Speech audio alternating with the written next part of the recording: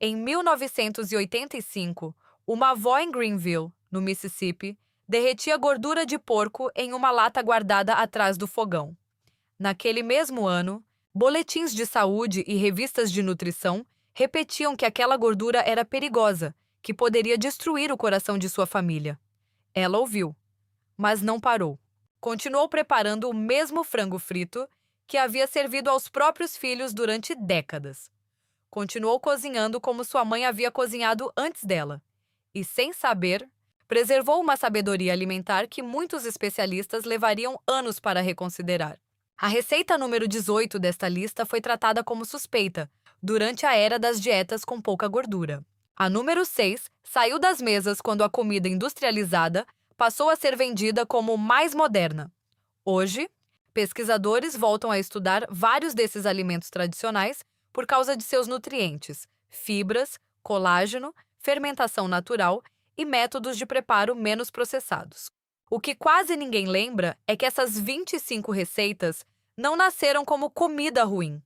Elas eram comida de verdade, receitas completas, feitas em casa, criadas para alimentar famílias inteiras com sabor, inteligência e aproveitamento máximo dos ingredientes. Então, inscreva-se no canal, porque hoje vamos revisitar 25 receitas da Soul Food que um dia foram condenadas e que agora muita gente começa a enxergar com outros olhos. Número 25. Frango frito na banha. Imagine uma frigideira de ferro fundido sobre um fogão a lenha em Greenville, Mississippi. Dentro dela, 3 dedos de banha de porco, derretida naquela mesma manhã a partir de aparas de carne. A avó coava a gordura em um pano fino e guardava tudo numa lata antiga, igual a que sua mãe usava. As coxas de frango entravam com a pele virada para baixo. O chiado era tão alto que quase abafava o rádio da cozinha. Ela não tinha pressa. Fritava devagar, deixando a pele dourar até ficar fina e quebradiça, estalando a cada mordida. O cheiro de gordura quente, fumaça leve e tempero tomava a casa inteira. Aos domingos, depois da igreja, a família muitas vezes comia em pé na cozinha porque não havia cadeiras suficientes para todos. E ninguém se importava. Aquilo não era apenas almoço. Era reunião, memória continuidade. Então vieram os anos 1970. Relatórios oficiais passaram a tratar a banha como inimiga. Famílias foram incentivadas a trocar gorduras tradicionais por óleos vegetais industrializados. Muitas mudaram. Ela não. Décadas depois, o debate nutricional sobre gorduras animais se tornaria muito mais complexo do que os alertas simplificados daquele período faziam parecer. Mas, quando essa revisão começou, a avó de Greenville já tinha partido havia anos. Sua receita, porém, continuava viva nas mãos da neta. Número 24. Pão de milho com torresmo. A frigideira saía do forno fervendo de calor. A crosta rachava por cima, revelando pedaços crocantes de pele de porco misturados à massa de milho moído em pedra. Em Tuscaloosa, uma cozinheira guardava os torresmos depois de render a banha. Nada era desperdiçado. Quando esfriavam, ela os incorporava à massa para manter aquela textura estaladiça depois do forno. O pão ia à mesa ao lado de feijão, verduras cozidas e carne temperada. As crianças pegavam os primeiros pedaços antes mesmo de os adultos se sentarem. Durante os anos 1990, muita gente olhou para esse prato e enxergou apenas gordura. Ignorou o milho, ignorou o contexto da refeição, ignorou que se tratava de uma comida preparada em casa, não de um produto ultraprocessado. Ignorou também que a pele de porco contém proteínas estruturais, incluindo colágeno, hoje transformado em tendência de mercado. O que antes era chamado de comida pesada, agora reaparece em lojas gourmet, embalado, caro e vendido como lanche proteico. A frigideira de ferro já sabia. Foram as tabelas nutricionais que demoraram a alcançar a cozinha. Número 23. Bochecha de porco com couve. Ao amanhecer, a carne curada da bochecha do porco ia para uma panela pesada. Coberta com água, ficava cozinhando por horas. Mais tarde, folhas de couve eram colocadas por cima, com os talos voltados para baixo, até que a gordura perfumasse todo o caldo e amaciasse os verdes. A cozinha cheirava a carne defumada, terra e lenha. Era uma comida de paciência. A escritora e cozinheira Edna Lewis, nascida na Virgínia em 1916, descreveu preparos como esse, com a reverência de quem fala sobre memória familiar. Ela continuou defendendo a cozinha tradicional, mesmo quando a moda das dietas com pouca gordura transformava pratos antigos em vilões. Mas havia algo que as advertências generalistas não percebiam. Em muitas receitas, a gordura não estava ali por descuido. Ela ajudava a carregar sabor, saciedade e a melhorar a absorção de certos nutrientes presentes nas folhas verdes. A bisavó talvez não soubesse explicar isso em linguagem científica. Não precisava. Ela observava os filhos crescerem, via a panela alimentar a casa inteira e entendia, pela prática, que aquele prato tinha valor. Número 22. Carne de porco salgada para temperar. Em Birmingham, no ano de 1934, uma mãe trabalhadora entrou em uma pequena mercearia de bairro com apenas alguns centavos no bolso. Saiu dali com um pedaço de carne de porco curada, pequeno o bastante para caber na palma da mão, mas suficiente para dar sabor a uma panela inteira de comida. Antes do nascer do sol, ela colocou aquele pedaço de carne em uma panela de feijão. Durante horas, o sal, a gordura e o sabor foram se espalhando lentamente pelo caldo. Quando a família se sentou para jantar, os grãos simples pareciam ter sido preparados por uma cozinheira de restaurante. Era assim que muitas mulheres alimentavam casas cheias com quase nada, transformando ingredientes modestos em refeições completas. A escritora e cozinheira Vertamais Smart Grosvenor descreveu esse tipo de carne temperadora como aquilo que ensinava o feijão a ter gosto. Era uma frase simples, mas dizia tudo. Não se tratava apenas de proteína, tratava-se de técnica, economia e memória. Na segunda metade do século XX, carnes curadas passaram a ser tratadas de forma cada vez mais negativa em discursos alimentares generalistas. Mas, dentro da realidade dessas cozinhas, um pequeno pedaço de porco não era excesso, era estratégia. Era a maneira de fazer uma panela de feijão render mais, satisfazer melhor e alimentar 7 pessoas até a próxima compra. Ela não chamava isso de equilíbrio nutricional, chamava de chegar viva até sexta-feira. Número 21. Biscoitos feitos com gordura de bacon. Em muitas cozinhas do sul dos Estados Unidos, havia uma latinha quase permanente na prateleira acima do fogão. Dentro dela, ficava guardada a gordura que sobrava do bacon do café da manhã. Nada se jogava fora. Uma cozinheira de Mobile retirava uma colherada daquela gordura fria, misturava a farinha com um garfo e moldava a massa sobre uma bancada polvilhada com fubá.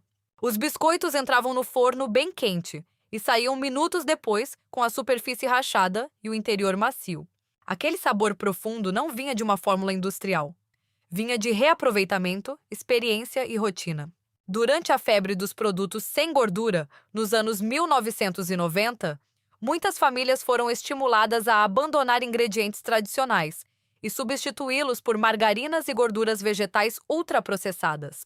O tempo mostrou que nem toda substituição moderna era de fato superior. A latinha de gordura de bacon, enquanto isso, permaneceu em muitas cozinhas. Os biscoitos continuaram crescendo no forno.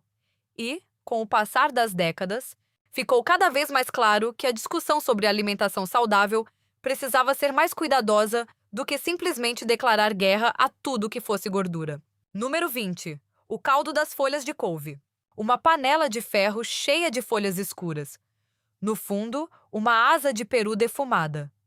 Água suficiente para cobrir tudo. Horas de fogo baixo até que as folhas entregassem seu sabor, sua cor e parte de seus nutrientes ao líquido.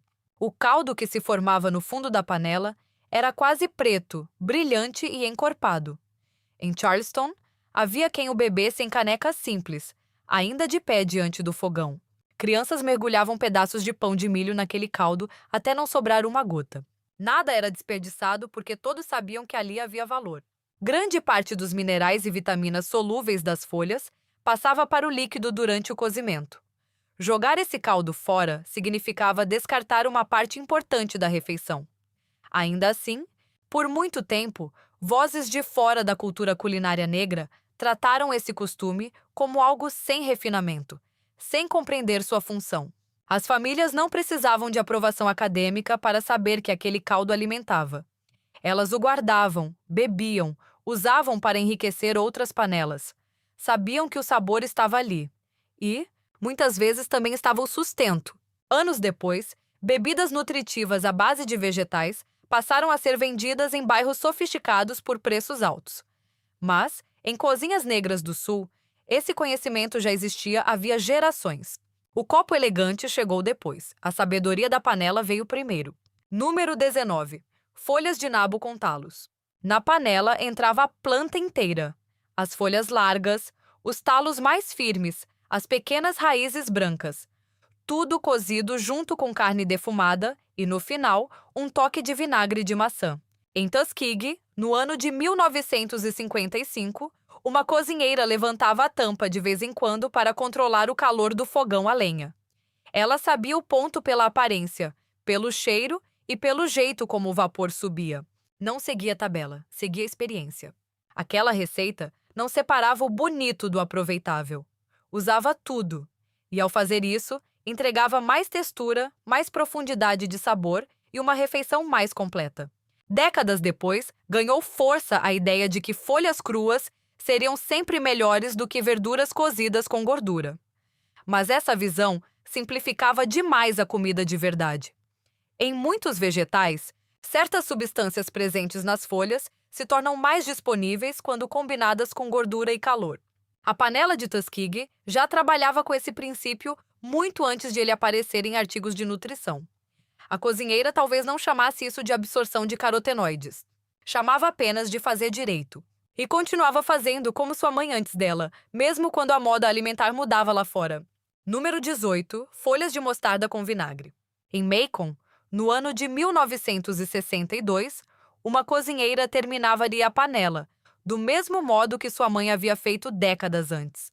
Quando as folhas já estavam macias e o caldo perfumava a cozinha, ela pegava uma garrafa de vinagre de maçã e sacudia 3 vezes por cima da panela. Sem colher. Sem medida. Apenas pelo costume. Aquele toque ácido não servia apenas para realçar o sabor. Ele equilibrava a gordura, iluminava a amargura natural das folhas e ajudava o prato a se tornar ainda mais agradável ao paladar. Durante a era das dietas com pouca gordura, receitas como essa passaram a ser tratadas como exemplo de alimentação ultrapassada. O problema, diziam alguns editores de livros de dieta, era a combinação de verduras cozidas com gordura animal. Mas a história alimentar do Sul seguia outro caminho. Aquelas panelas não tinham sido criadas em laboratório. Tinham sido aperfeiçoadas por gerações. Hoje, a nutrição moderna reconhece que a combinação entre folhas verdes, um pouco de gordura e elementos ácidos pode tornar a refeição mais completa e facilitar o aproveitamento de certos nutrientes. A ciência chegou tarde a uma panela que já funcionava havia séculos. A cozinheira de Macon nunca apareceu em boletins médicos. Seu nome não foi citado em estudos. Mas sua receita continuou viva, passada de tia para sobrinha, de mãe para filha, exatamente porque fazia sentido na mesa. Número 17. Salada de folhas de dente de leão. Toda primavera, uma mulher no Tennessee rural caminhava pelo quintal com uma pequena faca presa ao bolso do avental. Ela procurava as folhas jovens de dente de leão antes que a planta florescesse. Cortava rente ao solo, lavava tudo em água fria e levava para a cozinha. Depois, misturava as folhas com um fio de gordura quente de bacon, vinagre de maçã, uma pitada de açúcar e ovo cozido esfarelado por cima. O resultado era amargo, ácido, salgado e rico ao mesmo tempo. Uma salada feita não com luxo, mas com observação do território. As folhas de dente de leão são nutritivas, ricas em compostos vegetais e fibras que hoje despertam interesse em pesquisas sobre alimentação e microbiota intestinal. Mas, durante décadas, muita gente as enxergou apenas como erva daninha de jardim.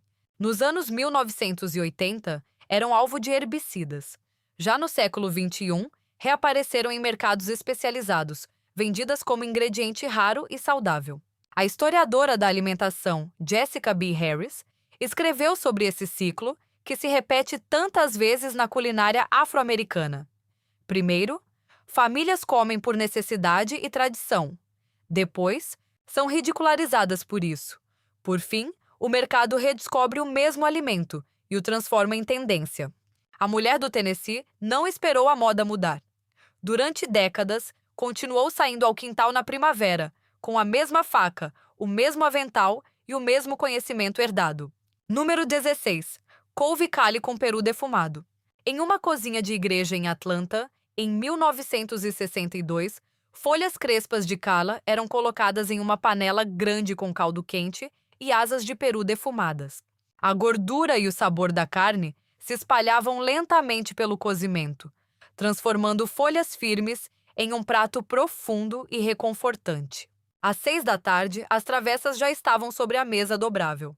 Às 9, a louça estava lavada. Todos iam embora alimentados. Durante muito tempo, restaurantes brancos usaram cali apenas como enfeite de prato. Já em cozinhas negras, ela era comida de verdade, cozida, temperada, servida em porções generosas, acompanhada de pão de milho e chá doce. Anos depois, a indústria do bem-estar passou a tratar a cali como se fosse uma descoberta recente. Mas ela não era novidade nenhuma. A igreja em Atlanta já a servia há muito tempo, não como símbolo de tendência, mas como parte de uma refeição capaz de reunir gente, sustentar corpos e preservar memória. Nada essencial foi melhorado pela febre moderna em torno da cali. O que melhorou foi apenas a embalagem. A comida, essa já estava pronta. Número 15. Repolho cozido com ossos do pescoço. Em Memphis, no ano de 1962, ossos do pescoço de porco eram vendidos por alguns centavos o quilo. Muitas cozinheiras compravam sacos inteiros. Uma delas voltava para casa com um embrulho de papel pardo debaixo do braço. Despejava tudo em uma panela funda e acrescentava repolho verde, uma cebola cortada ao meio e uma colher de pimenta do reino. A panela ficava horas no fogo. Aos poucos, a carne se soltava do osso. O colágeno se dissolvia no caldo, e quando a comida esfriava durante a noite, criava aquela textura levemente gelatinosa que tantas famílias conheciam bem. Hoje, empresas vendem potes caros de colágeno em prateleiras de produtos funcionais.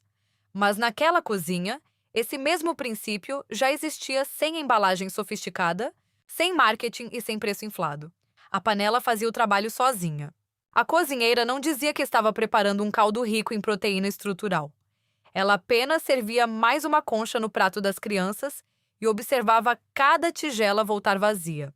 Seu caldo já oferecia exatamente aquilo que muitas marcas tentam vender de volta ao público décadas depois. Número 14. Field Peas com vagens tenras. Em Lafayette, em 1948, uma mulher se sentava perto da porta de tela e debulhava ervilhas frescas de casca roxa dentro de uma tigela de madeira. Algumas vagens mais jovens eram mantidas inteiras e iam direto para a panela junto com os grãos. Entrava também um pedaço de jarrete defumado e água suficiente para cobrir tudo. Era uma comida simples, mas densa. Essas ervilhas carregavam proteína vegetal, fibras, folato e ferro.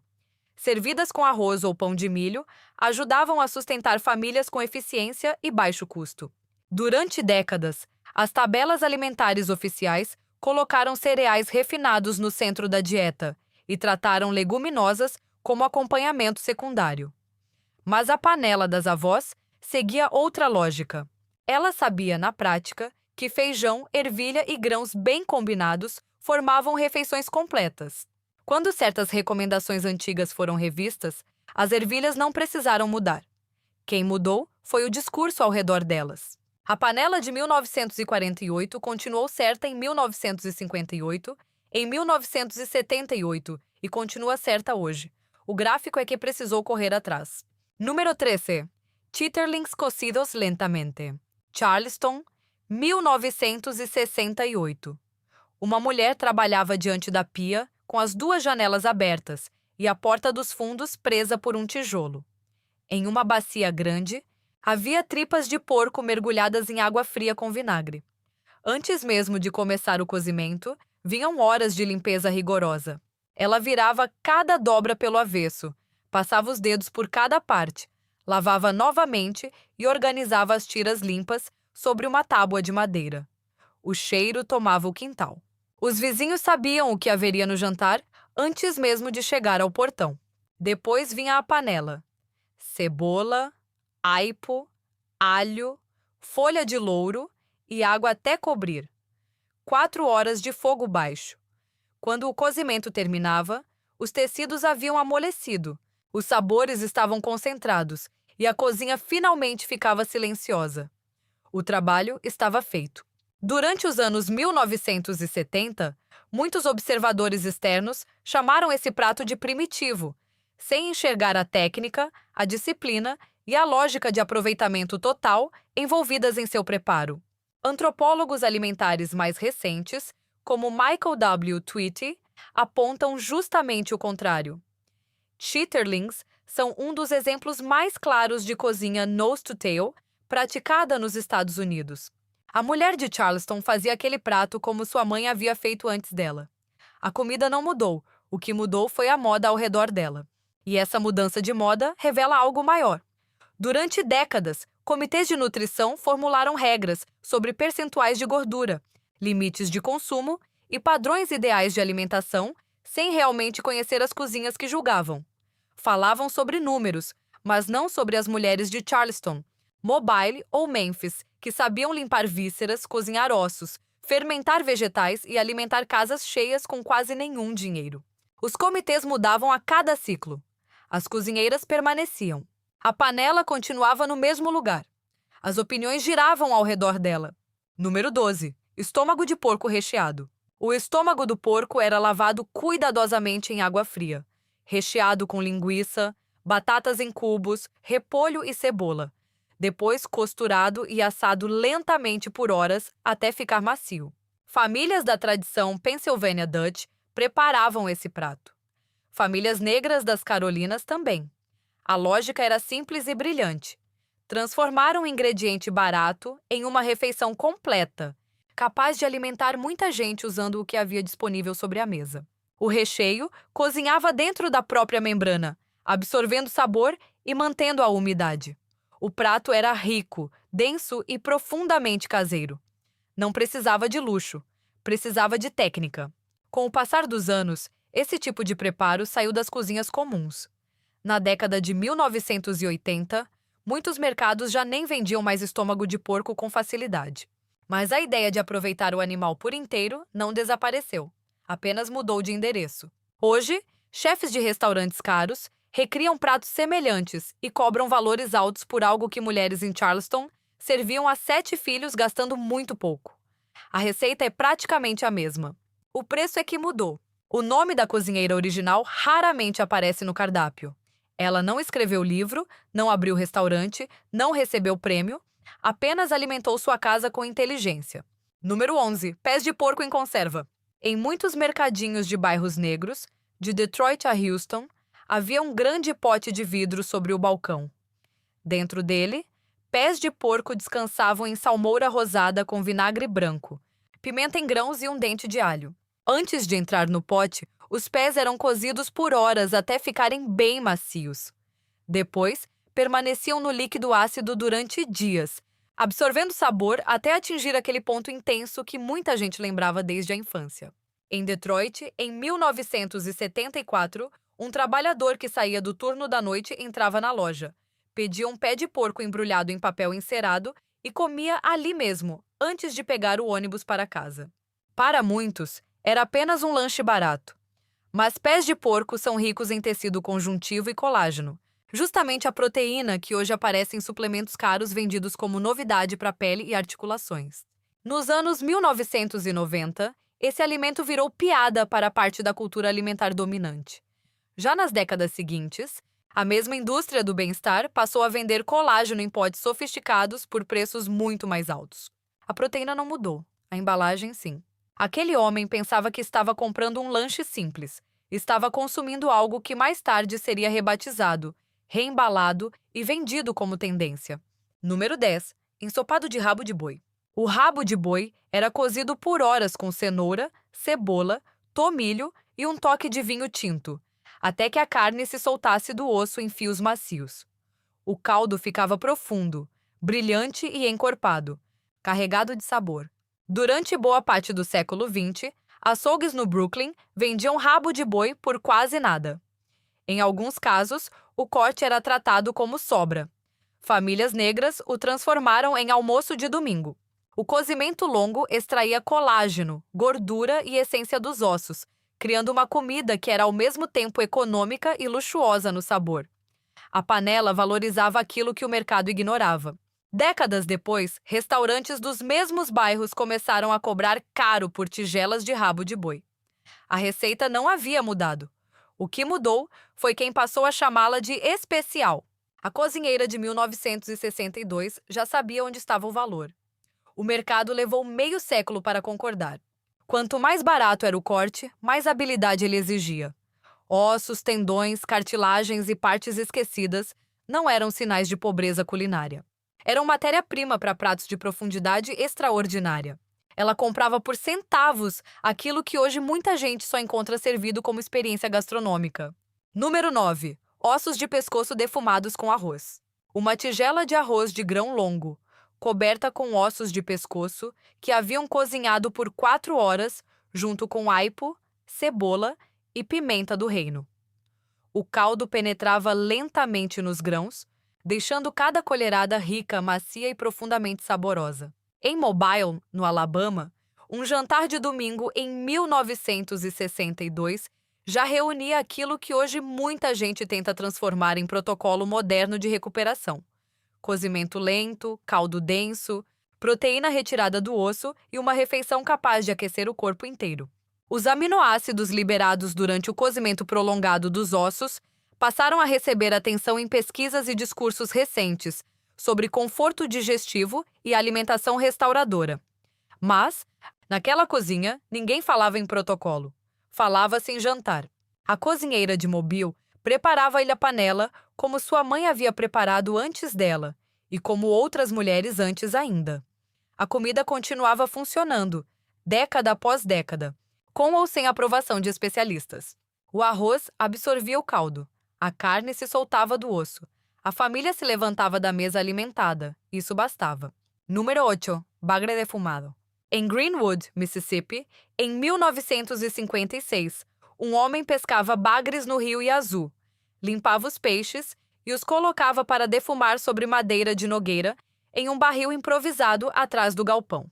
Quando saíam da fumaça, os peixes tinham pele bronzeada e brilhante, firme o bastante para segurar a carne macia por dentro.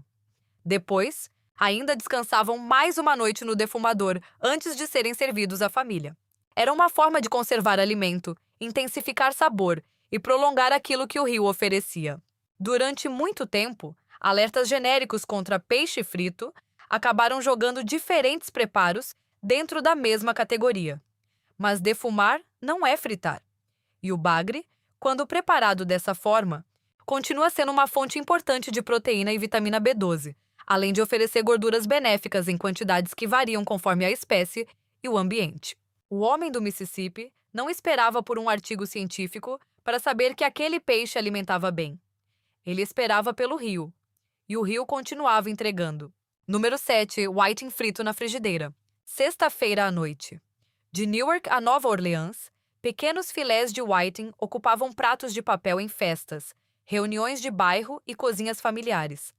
Em Harlem, em 1971, uma cozinheira passava os filés no fubá, fritava rapidamente em banha e servia tudo sobre pão branco com molho picante. O cheiro do milho tostado e do peixe quente chegava à calçada antes que a porta se abrisse.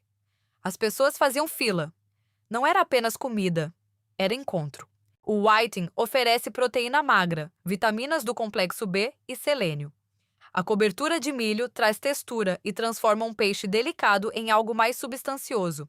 Quando preparado com cuidado, em gordura bem aquecida e por pouco tempo, o resultado é completamente diferente de um produto industrial congelado ou de uma fritura descuidada. Ainda assim, durante a onda dietética dos anos 1980, pratos como esse foram carimbados de forma apressada como não saudáveis, sem considerar o contexto, a técnica ou a qualidade dos ingredientes. Aquele prato nunca foi o verdadeiro problema. O problema foi a maneira superficial como ele foi rotulado. E havia certa ironia nisso. Na mesma época em que essas refeições tradicionais eram condenadas, recomendações oficiais ainda incentivavam o consumo elevado de pães e cereais refinados. A panela da cozinheira parecia menos confusa do que muitos gráficos da época. Número 6. Canja cremosa de arroz com caldo de ossos. Uma panela de ossos de porco fervia lentamente por 6 horas em fogo baixo. Depois, entrava o arroz de grão longo, cozinhando por mais 1 hora, até os grãos se desfazerem e transformarem o caldo em um creme espesso e reconfortante. Em Birmingham, uma cozinheira colocava essa sopa em uma tigela branca lascada e a entregava a uma criança doente na cama. Ela havia aprendido a receita com a mãe. A mãe, por sua vez, havia aprendido com uma vizinha. Assim, o conhecimento atravessava gerações, não por livros, mas por cuidado. O caldo concentrado liberava aminoácidos presentes nos ossos e nos tecidos conjuntivos, enquanto o arroz tornava a refeição suave, fácil de comer e profundamente acolhedora. Era comida para dias de fraqueza, febre e recuperação. Nos anos 1990, colunas de dieta desprezavam pratos assim como comida antiga, pesada ou pouco moderna. Décadas depois, versões semelhantes reapareceram em clínicas de bem-estar e cardápios especializados, vendidas como preparações restauradoras. A cozinheira de Birmingham estava anos à frente da tendência. Não cobrava por tigela. Não escrevia um livro sobre saúde intestinal. Apenas mexia a panela, servia com cuidado e levava comida quente para quem precisava. Número 5. Hoppin' John. No sul dos Estados Unidos, o Hoppin' John se tornou um prato clássico de Ano Novo. Feijão fradinho, arroz e carne de porco defumada, cozidos juntos em uma combinação simples, mas poderosa. Em Beaufort, na Carolina do Sul, em 1959, uma igreja servia uma panela fumegante do prato em uma mesa comprida, cercada por verduras cozidas e pão de milho. 3 pilares da cozinha sulista, todos reunidos em um mesmo almoço comunitário. A combinação entre leguminosa e cereal cria um perfil de aminoácidos mais completo. O feijão fradinho também fornece proteína vegetal, fibras e minerais importantes. Era uma refeição de baixo custo, mas de grande densidade nutricional e enorme capacidade de saciar. Mesmo assim, durante a década de 1980, pratos como esse foram frequentemente ignorados ou subestimados por colunas de dieta que buscavam soluções prontas, leves na aparência e cada vez mais distantes da cozinha doméstica. A tigela servida naquela igreja já entregava equilíbrio, sustância e tradição. Hoje, sites de refeições prontas e marcas de comida funcional tentam recriar algo parecido em embalagens modernas. Mas os avós de muita gente já comiam essa fórmula havia décadas, sem precisar de assinatura mensal. Número 4. Feijão fradinho com quiabo. Em Savannah, no ano de 1949, uma cozinheira acrescentava rodelas de quiabo à panela de feijão fradinho nos 20 minutos finais do cozimento. Era tempo suficiente para engrossar o caldo, mas não tanto a ponto de destruir completamente a textura do vegetal. A mucilagem do quiabo dava corpo ao prato e carregava fibras que hoje chamam atenção em estudos sobre microbiota intestinal. Aquilo que alguns visitantes desprezavam como gosmento era, na verdade, parte da inteligência da receita. Décadas antes de palavras como prebiótico e probiótico ocuparem rótulos de supermercado, aquela panela já reunia leguminosas, vegetais e fibras fermentáveis em uma refeição profundamente funcional. O quiabo não precisava de propaganda. Ele já sabia o que fazer dentro da panela. A cozinheira de Savannah também sabia. Ela não precisou esperar por uma clínica moderna, um suplemento caro ou uma cápsula milagrosa. Bastava cortar o quiabo, colocá-lo na hora certa e deixar a comida trabalhar. Número 3. Tchau-tchau fermentado. No fim do verão, em uma varanda rural do Tennessee, no ano de 1944, uma mesa de madeira ficava coberta por tomates verdes, repolho, cebola e pimentões recém-colhidos. A cozinheira cortava tudo em pedaços pequenos, colocava os vegetais em um pote de cerâmica com sal e pressionava na mistura com uma pedra limpa. Depois vinha a parte mais importante: esperar. Durante cerca de 2 semanas, os vegetais fermentavam lentamente, desenvolvendo acidez, aroma e uma complexidade de sabor impossível de conseguir com pressa. O tchau-tchau não era apenas conserva. Era uma técnica de sobrevivência, um modo de guardar a colheita e preservar alimento para os meses seguintes. Hoje, a ciência alimentar reconhece que vegetais fermentados podem carregar micro-organismos benéficos associados à diversidade da microbiota intestinal. Mas, naquela cozinha de 1944, ninguém precisava usar palavras sofisticadas. A mulher sabia apenas que o pote funcionava, durava e dava vida a pratos simples. Décadas depois, cápsulas de probióticos começaram a ocupar prateleiras de farmácias e lojas de bem-estar.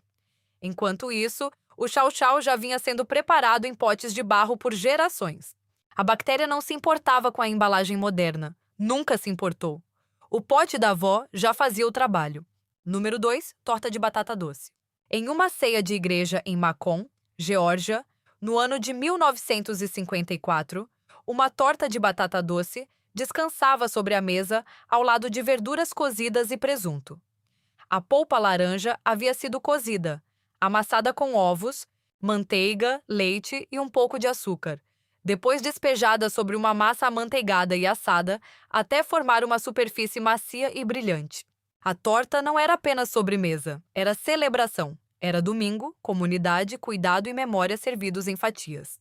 A batata doce de polpa alaranjada é naturalmente rica em beta-caroteno, precursor da vitamina A. Os ovos acrescentam nutrientes importantes e a manteiga contribui com sabor, textura e uma sensação de abundância que fazia aquele prato parecer especial, mesmo em tempos difíceis. Nos anos 1990, sobremesas tradicionais passaram a ser tratadas com desconfiança, enquanto produtos sem gordura eram anunciados como escolhas mais inteligentes. O tempo mostrou que muitos desses alimentos industrializados escondiam grandes quantidades de açúcar e ingredientes altamente processados. A torta de batata doce nunca precisou pedir desculpas por existir.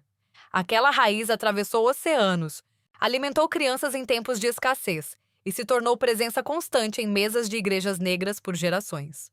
Ela não precisava de campanha publicitária. Bastava aparecer inteira, ainda morna, no centro da mesa. Número 1. Bolo amanteigado de buttermilk. Atlanta, 1962. Um bolo recém-saído do forno repousava sobre o balcão da cozinha. O ar estava tomado por cheiro de baunilha, manteiga e açúcar caramelizado. A mulher que o preparara quase não havia medido nada. Misturara manteiga de verdade, ovos frescos, buttermilk cultivado, açúcar e farinha, e deixar assar devagar até atingir o ponto exato. Todo domingo depois da igreja, ela cortava o bolo com uma faca serrilhada e colocava as fatias em um prato branco já lascado pelo uso. Era simples, era bonito, era suficiente. O buttermilk tradicional vinha de um processo fermentado e carregava aquele sabor ácido que equilibrava a massa. Os ovos traziam riqueza e estrutura. A manteiga dava profundidade, maciez e o tipo de aroma que nenhuma mistura pronta conseguia reproduzir. Na década de 1990, bolos caseiros desse tipo perderam espaço para misturas industrializadas, light e sobremesas embaladas. Anos depois, muitos consumidores começaram justamente a desconfiar dessas listas de ingredientes longas demais e voltar a valorizar receitas mais diretas, feitas com alimentos reconhecíveis. O bolo daquela mulher, em 1962, era mais simples, mais honesto e, em certo sentido, mais transparente do que muitas sobremesas de fábrica vendidas como conveniência. Ela não escreveu um livro, escreveu um cartão de receita. Guardou-o dentro de uma caixa antiga na prateleira da cozinha. Se um dia você encontrar uma caixa assim na casa da sua mãe ou da sua avó, segure-a com cuidado. Às vezes, uma receita escrita à mão carrega mais verdade do que décadas de moda alimentar. O chá de agulhas de pinheiro oferecia uma bebida clara, aromática e reconfortante, quando frutas e verduras frescas se tornavam escassas durante os meses frios. Forrageadores escravizados recolhiam as agulhas verdes mais novas de pinheiros de folhas longas e pinheiros loblolly, lavavam-nas com cuidado e as deixavam em infusão em água quente até que o líquido liberasse um perfume levemente cítrico. Em épocas em que a alimentação dependia fortemente de carnes salgadas, Milho e alimentos armazenados, aquela bebida trazia uma sensação rara de frescor. A prática reunia saberes indígenas e conhecimentos herbais de origem africana, duas tradições que se encontraram no sul dos Estados Unidos e criaram formas de sobrevivência profundamente conectadas à terra. Mesmo depois da emancipação, muitas famílias continuaram preparando esse chá, tanto pelo sabor suave quanto pela reputação popular de fortalecer o corpo em períodos difíceis. Seu aroma de floresta e sua cor dourada lembravam que, até nas estações mais duras, a natureza ainda podia oferecer consolo. O chá de pinheiro não era apenas uma bebida.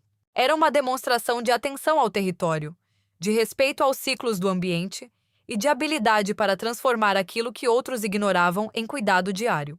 A salada de folhas do campo nasceu da mesma lógica de sobrevivência.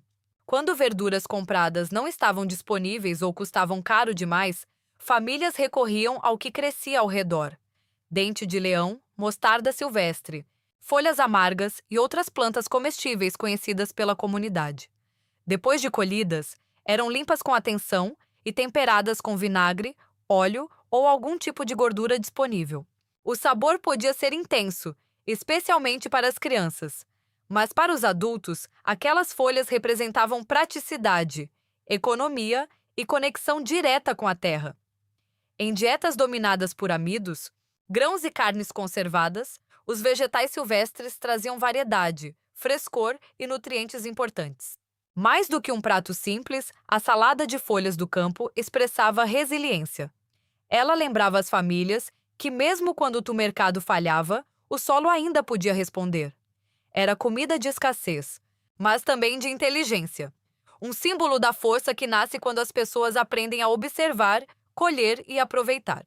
Outro conhecimento essencial nas cozinhas negras dos anos 1950 era saber aquecer o ferro fundido sem pressa. Avós experientes jamais colocavam uma frigideira pesada diretamente sobre fogo alto, esperando o resultado rápido. Elas entendiam que o ferro precisava de tempo para absorver o calor por inteiro. Por isso, a panela começava em chama baixa e permanecia ali por vários minutos, até que toda a superfície atingisse temperatura uniforme. Só então, o fogo podia aumentar. Esse detalhe separava cozinheiras pacientes de iniciantes apressados. Uma frigideira aquecida de maneira desigual cria pontos quentes que queimam alguns pedaços e deixam outros mal cozidos. Já uma panela preparada lentamente doura o frango de forma mais homogênea, ajuda o pão de milho a criar crosta regular e reduz a chance de que os alimentos grudem. A técnica também protege a camada de cura do ferro fundido, evitando choques térmicos bruscos que podem prejudicar a superfície. Era uma lição silenciosa sobre paciência, passada de geração em geração enquanto crianças observavam a avó controlar o fogo antes de começar a cozinhar. Nem todo saber da cozinha estava ligado diretamente à comida. Alguns eram pequenos remédios domésticos. Aplicar manteiga fria em queimaduras leves era uma prática conhecida em muitas famílias afro-americanas. Quando alguém encostava o braço no ferro quente ou recebia um respingo de gordura, a avó corria até a manteigueira e passava uma camada sobre a pele, buscando aliviar a ardência imediata. Hoje, profissionais de saúde recomendam cautela com esse tipo de prática, especialmente em queimaduras mais importantes. Ainda assim, o costume revela algo sobre aquelas cozinhas. Eram ambientes de trabalho intenso, cheios de calor, metal e fogo, e as mulheres desenvolveram respostas rápidas, com os recursos que tinham à mão. Mais do que defender cada detalhe da técnica, é importante compreender o espírito por trás dela. Cuidar imediatamente, proteger a pessoa ferida e transformar a experiência acumulada em ação prática. Em casas onde não havia acesso fácil a atendimento médico, essas soluções domésticas carregavam grande valor emocional e comunitário. Os torresmos caseiros eram outro exemplo de como nada se desperdiçava. Quando a gordura do porco era derretida, as peles e pequenos pedaços que sobravam eram cortados, fritos até ficarem dourados e crocantes, e depois temperados com sal. O resultado era intenso, estaladiço e profundamente saboroso. Podiam ser comidos sozinhos, servidos ao lado do pão de milho ou espalhados sobre verduras cozidas para adicionar textura. Durante os dias de abate do porco, Quando vizinhos e parentes se reuniam para processar cada parte do animal, os torresmos tinham algo de celebração. Eram baratos, mas especiais. Simples, mas memoráveis. Eles mostravam que a fartura nem sempre vinha de ingredientes caros. Às vezes, vinha da capacidade de transformar sobras em prazer. Em tempos difíceis, esse tipo de criatividade levantava o ânimo da casa e transformava trabalho pesado em ocasião compartilhada. Os bolinhos de chincapim ofereciam outra forma de doçura criada a partir da floresta. O chincapim, um tipo de castanha nativa do sul dos Estados Unidos, produzia frutos pequenos e adocicados. Famílias escravizadas os recolhiam no outono, quebravam as cascas, moíam a polpa e misturavam a farinha obtida com um pouco de fubá, mel ou melaço quando havia disponibilidade. Depois, formavam pequenos bolos e os assavam ou cozinhavam em chapa até que ficassem dourados. Eram guloseimas raras, feitas para momentos especiais, capazes de trazer alegria em meio a rotinas duras. O sabor levemente doce, próximo ao da castanha, deixava lembranças profundas. Mesmo após a emancipação, esses frutos continuaram valorizados em comunidades rurais e regiões dos Apalaches, embora as árvores tenham se tornado mais escassas com o passar do tempo. Os bolinhos de chincapim lembram como abundância natural e criatividade humana podiam se unir. Uma semente pequena, colhida com atenção, transformava-se em sobremesa, memória e herança. E havia ainda a banha feita em casa. Muitas avós afro-americanas derretiam a própria gordura de porco porque confiavam no que produziam. Sabiam de onde vinha, como havia sido preparada e o que entrava nela.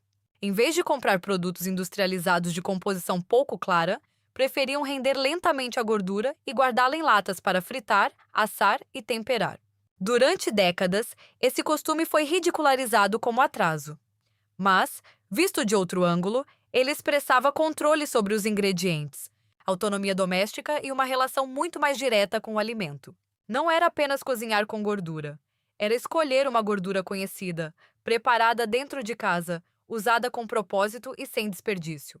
Aquilo que foi chamado de costume ultrapassado também pode ser entendido como uma forma de soberania alimentar. A avó não usava essa expressão. Ela simplesmente sabia que a comida começava melhor quando ela mesma cuidava da base. Salgando a carne horas antes de fritar. Muito antes de chefes modernos popularizarem a expressão dry brining, cozinheiras afro-americanas já sabiam que frango e peixe ficavam melhores quando recebiam sal com antecedência.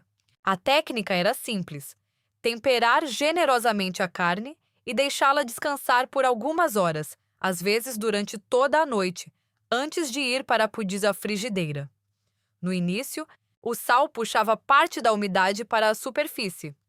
Depois, com o tempo, esse líquido era parcialmente reabsorvido, levando sabor para dentro da carne e ajudando a modificar sua textura. O resultado era evidente: frango mais suculento, peixe mais saboroso e menos mordidas sem tempero no centro. A avó talvez não usasse termos de laboratório para explicar o processo. Ela apenas sabia que bom frango frito começava na noite anterior. Paciência fazia parte da receita. E essa paciência produzia uma diferença que todos à mesa percebiam. Mais tarde, cozinhas profissionais e pesquisas culinárias passariam a explicar com precisão aquilo que muitas mulheres já conheciam pela repetição. Temperar cedo melhora o resultado final. O nome mudou, o método não. Usar maionese para remover manchas de água da madeira era outro truque doméstico transmitido de geração em geração. Quando um copo molhado deixava um círculo esbranquiçado sobre uma mesa de madeira, algumas avós espalhavam uma camada de maionese sobre a marca, cobriam com um pano e deixavam agir durante a noite. Na manhã seguinte, a mancha muitas vezes aparecia menos visível e o móvel parecia recuperado. A explicação popular era prática. A mistura de óleo e acidez ajudava a penetrar na superfície e suavizar marcas superficiais causadas pela umidade. Para famílias que cuidavam com zelo dos poucos móveis bons da casa, esse tipo de solução acessível tinha enorme valor. Não exigia produto caro, não exigia técnico especializado. Exigia apenas saber o que havia na despensa e ter paciência para deixar o tempo trabalhar. Essas pequenas soluções mostram que a cozinha era também um centro de conhecimento doméstico. Ali se aprendia a conservar comida, aliviar desconfortos, cuidar da casa e prolongar a vida dos objetos importantes. Fritar em ferro fundido, em vez de panelas leves e revestidas, era outra escolha nascida da experiência. Durante muito tempo, frigideiras de ferro foram presença constante em cozinhas afro-americanas. Eram pesadas, duráveis e retinham calor de maneira excepcional. Quando alimentos frios entravam no óleo, a temperatura caía menos do que em panelas finas, o que ajudava a criar frituras mais estáveis, menos encharcadas e com dourado mais uniforme. Além disso, quando bem cuidadas e bem curadas, essas frigideiras desenvolviam uma superfície naturalmente menos aderente. Não dependiam de revestimentos frágeis. Melhoravam com o uso e podiam atravessar gerações. Muitas dessas panelas passaram de mãe para filha carregando marcas invisíveis de milhares de refeições. O cabo gasto, a borda escurecida, a superfície brilhando de tanto uso. Tudo isso contava uma história. O que alguns viam como apego ao passado era, na verdade, conhecimento de calor, durabilidade e eficiência. A panela não era antiga por falta de opção. Era mantida porque funcionava. A infusão de folhas de louro também ocupava um lugar especial nesse universo de cuidado. Folhas frescas ou secas eram colocadas em água quente para produzir uma bebida delicada, de aroma floral e sabor sutil. Em comunidades afro-americanas, esse chá era associado a conforto, digestão tranquila e alívio durante dias frios ou cansativos. O conhecimento sobre plantas aromáticas se formou a partir da convergência entre tradições africanas e saberes indígenas locais. Não era apenas uma bebida. Era um gesto de hospitalidade e atenção ao corpo. Mesmo depois da emancipação, o costume persistiu. O louro continuou presente tanto em infusões quanto em panelas de sopa, feijão e ensopado. Seu perfume discreto se tornou parte da identidade de muitas cozinhas do Sul. A infusão de louro lembra que sobreviver nunca foi apenas obter calorias suficientes. Também era necessário criar pausas, oferecer cuidado e encontrar conforto dentro das limitações do cotidiano. O ensopado de Crowder Peas era outro prato de força silenciosa. Essas ervilhas, menores e mais cremosas que o feijão fradinho, eram cozidas lentamente com cebola, pimentão e, quando possível, pequenos pedaços de carne defumada. O caldo engrossava, o sabor se aprofundava e a panela rendia o suficiente para alimentar muita gente. Servido com arroz ou pão de milho, o prato era barato, substancioso e reconfortante. Carregava proteína vegetal, fibras e uma longa história ligada às tradições africanas e sulistas. Famílias não recorriam a ele apenas porque custava pouco. Voltavam a ele porque era familiar, porque aquecia, porque lembrava a casa. Em períodos de escassez, alimentos assim funcionavam como âncora cultural. Não eram só estratégias contra a fome, eram formas de preservar identidade quando quase tudo ao redor parecia instável. Já o ensopado de raiz berdeiro fala de um conhecimento botânico ainda mais profundo. Cozinheiras e forrageadoras sabiam observar cercas, valas sombreadas e bordas de matas em busca de raízes comestíveis, que outros ignoravam. O berdeiro, descrito em tradições locais como uma raiz rústica de sabor terroso, era retirado do solo com ferramentas simples, lavado, cortado em fatias e cozido lentamente com folhas e ervas disponíveis. O resultado era uma base macia, mineral e sustentadora, especialmente útil quando os campos estavam pobres ou quando os alimentos cultivados não bastavam. Essa prática ecoava saberes africanos e indígenas sobre raízes silvestres usadas como recurso em tempos difíceis. Mais do que uma receita, o prato representa a capacidade de ler a paisagem como despensa viva. Para quem conhecia a terra, um terreno aparentemente vazio ainda escondia alimento, remédio e possibilidade. Depois da emancipação, esse tipo de saber continuou aparecendo em tradições rurais, guias de forrageamento e memórias familiares. Hoje, mesmo quando certas plantas se tornam menos conhecidas, a lógica por trás delas continua poderosa: observar, compreender e transformar o que a natureza oferece em sustento. Essas 25 receitas nunca foram o verdadeiro perigo. Elas eram a cozinha integral original. Alimentos preparados com tempo, ingredientes reconhecíveis, aproveitamento completo, fermentação, ossos, verduras, grãos e técnicas herdadas. Foram descartadas em uma década e redescobertas em outra, enquanto produtos de fábrica ocupavam o espaço vazio entre uma moda alimentar e a seguinte. É claro que este vídeo não substitui orientação médica. Cada pessoa tem suas necessidades, seu contexto e sua saúde. Mas, quando olhamos com atenção para a história da cozinha sulista, percebemos que muitas avós entendiam algo fundamental. Comida não é apenas uma soma de números em uma tabela. É contexto, é técnica, é tradição. É o modo como um ingrediente se liga ao outro dentro da panela e dentro da vida. Os ossos que elas cozinhavam, as folhas que temperavam, os fermentados que guardavam e as panelas que mantinham no fogo carregavam mais inteligência do que muitos modismos modernos reconheceram. Agora me conte nos comentários, qual dessas receitas existia na casa da sua avó? Quero saber se o frango frito na banha vai receber mais amor do que o pão de milho com torresmo. Quero saber quais pratos ainda vivem na sua família. Quais desapareceram e quais você gostaria de provar outra vez? A avó de Greenville se foi, mas a receita dela não. Antes de acreditar em qualquer gráfico novo, leia o cartão de receita que sobreviveu dentro da caixa da sua família.